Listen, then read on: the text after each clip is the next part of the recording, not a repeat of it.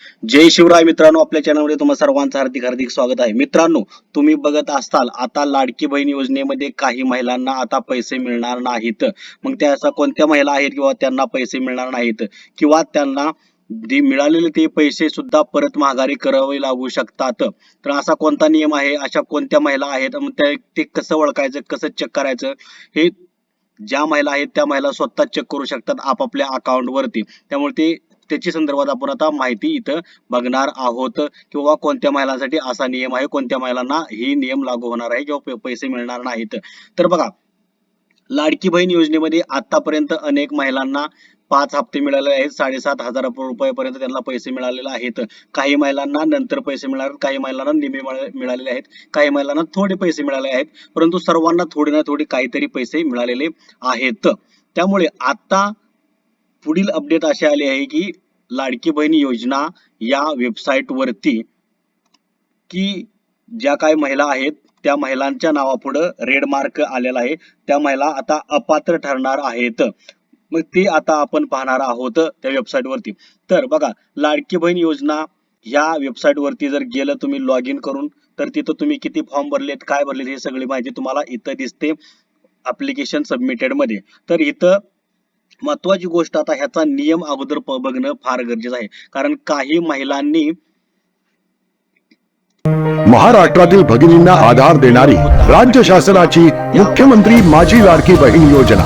या योजनेअंतर्गत अल्प उत्पन्न गटातील 21 ते 65 वयोगटाच्या भगिनींना मिळणार दरमहा 1,500 रुपयाची मदत. अर्ज करण्यासाठी 31 ऑगस्ट 2024 पर्यंत मुदतवाढ. कुटुंबाचं वार्षिक उत्पन्न 2.5 लाख रुपयांपेक्षा कमी असलेल्या महिला पात्र. कुटुंबाकडे पिवळं किंवा केशरी रेशन कार्ड असल्यास उत्पन्नाचा दाखला आवश्यक नाही. पांढरं रेशन कार्ड असेल किंवा रेशन कार्ड नसेल तर कुटुंबाचं वार्षिक उत्पन्न 2.5 लाखांपेक्षा कमी असल्याचा दाखला आवश्यक. योजनेसाठीचा ऑनलाईन अर्ज नारी शक्ती दूत ऍप वरून किंवा पोर्टलवर भरता येईल. ज्या भगिनींना अशी होती एक नियम होता की तो नियम असा आहे बघा, त्याच्यातील महत्वाची अट आपण बघूया की कोणती होती, त्यानंतर आपण पुढच्या स्टेपला जाऊया. बघा, ह्याच्यामध्ये एक महत्वाची अट अशी होती अपात्रतेसाठी की सदर लाभार्थी महिलेने शासनाच्या इतर विभागामार्फत राबवण्यात येणाऱ्या आर्थिक योजनेद्वारे 1,500 रुपयापेक्षा जास्त लाभ घेतलेला असेल तर ती महिला अपात्र ठरणार आहे. म्हणजे या योजनेसाठी जर तुम्हाला अर्ज करायचा असेल, लाभ घ्यायचा असेल, तर इतर दुसऱ्या योजनांचा जर तुम्ही लाभ घेत असेल आणि त्या लाभाची रक्कम जर 1,500 पेक्षा जास्त असेल किंवा 1,500 असेल, तर त्या महिला, तिकडे लाभ घेणाऱ्या महिला या योजनेसाठी पात्र ठरणार नाहीत, तर त्या अपात्र ठरतील, असा महत्वाचा नियम येथे होता. परंतु प्रशासनाने, सरकारने 5 हप्ते देऊपर्यंत किंवा आतापर्यंत ज्या महिलांना मिळाले नाहीत किंवा ज्या महिलांना मिळाले त्यांनी सुद्धा इतर योजनाचा लाभ घेतला असेल तर त्यांना सुद्धा पैसे दिलेले आहेत. तिची पुढची स्टेप आपण बघूया. परंतु आता इथून पुढे अशा महिलांना पैसे मिळणार नाहीत. मग पुढची स्टेप काय आहे ते आता आपण बघणार आहोत. तर बघा, ह्या वेबसाईट वरती जर इथं तुम्ही गेला तर इथं तुम्हाला ज्यांचे फॉर्म भरलेले आहेत, तिथं तुम्ही फॉर्म भरले त्यांची तुम्हाला फॉर्म संख्या दिसेल, किती जणांचे फॉर्म भरले ते. ठीक आहे, सगळ्यांचे नावं देतील. त्याच्या पुढे तुम्हाला संजय गांधी निराधार योजना असा एक टॅब दिसेल.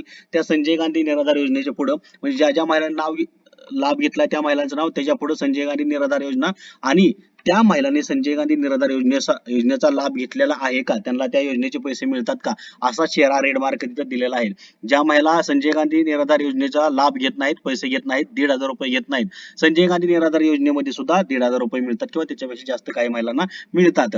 तर त्या योजनेचा जर लाभ घेतला असेल तर त्या महिलांच्या नावापुढे येस येतं. या म्हणजे लाडकी बहीण योजनेसाठी पात्र ठरून तुम्ही अर्ज केला असून तुम्ही संजय गांधी निराधार योजनेचाही लाभ घेत आहात, तिथे यस येत आहे. आणि ज्या महिलांना संजय गांधी निराधार योजनेसाठी त्यांनी फॉर्म भरलेला नाही, अर्ज भरलेला नाही किंवा त्यासाठी त्यांना लाभ मिळत नाही, त्यांच्या पुढे नो असं येतं. त्यामुळे आता ज्या महिला संजय गांधी निराधार योजनेचा लाभ घेत आहेत, ज्या महिलांच्या नावापुढे यस आलेला आहे संजय गांधी निराधार योजनेखाली, तर त्या महिलांना आता लाडकी बहीण योजनेचे पैसे मिळणार नाहीत, त्यासाठी त्या अपात्र ठरणार आहेत असं प्रशासनाने आता जाहीर केलेलं आहे. त्यामुळे पुढचा हप्ता या लाडक्या बहिणींना, या महिलांना मिळणार नाही ज्या संजय गांधी निराधार योजनेचा लाभ घेत आहेत. त्यामुळे तुम्ही सुद्धा चेक करा. तुम्हाला जर तुमच्या स्वतःच्या मनाला माहित असेल तुम्ही संजय गांधी निराधार योजनेचे किंवा इतर योजनेचे 1,500 रुपये घेत असाल तर तुम्हाला लाडकी बहीण योजनेचे पैसे मिळणार नाहीत, तुम्ही अपात्र ठरणार आहात. त्यामुळे तुम्हाला शांत घरी बसावं लागेल.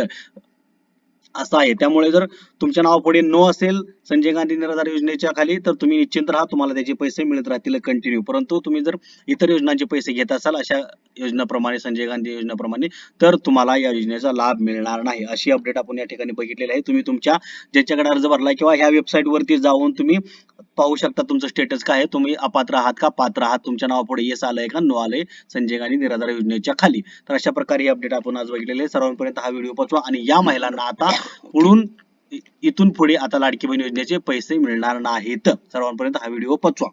जय हिंद, जय महाराष्ट्र.